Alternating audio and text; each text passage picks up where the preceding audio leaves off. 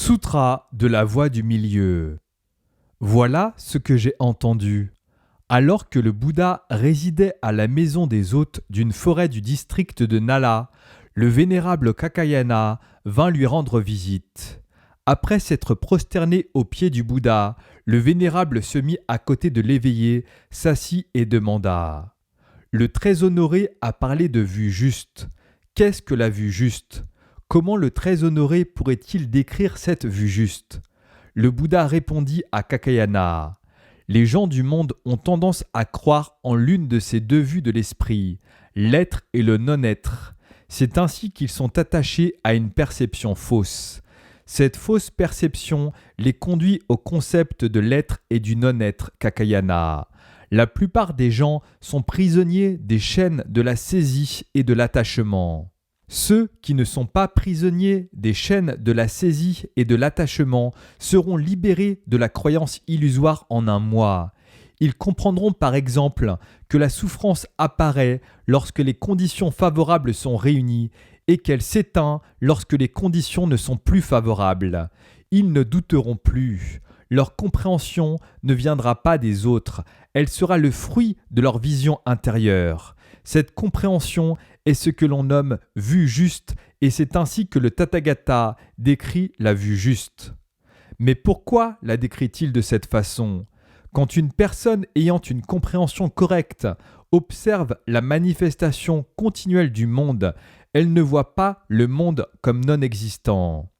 Quand une personne ayant une compréhension correcte observe la destruction continuelle du monde, elle ne voit pas le monde comme existant.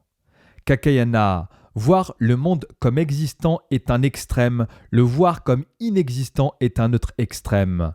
Le Tathagata se tient à l'écart de ces deux extrêmes et enseigne le chemin qui préside à la voie du milieu. La voie du milieu dit que ceci est parce que cela est, ceci apparaît parce que cela apparaît, que ceci n'est pas parce que cela n'est pas. Parce que l'ignorance existe, les formations mentales existent. Parce que les formations mentales existent, la conscience existe. Parce que la conscience existe, les phénomènes physiques et mentaux existent. Parce que les phénomènes physiques et mentaux existent, les six sens existent. Parce que les six sens existent, le contact existe. Parce que le contact existe, les sensations existent. Parce que les sensations existent, le désir existe. Parce que le désir existe, la saisie existe. Parce que la saisie existe, le devenir existe. Parce que le devenir existe, la naissance existe. Parce que la naissance existe, la vieillesse et la mort existent.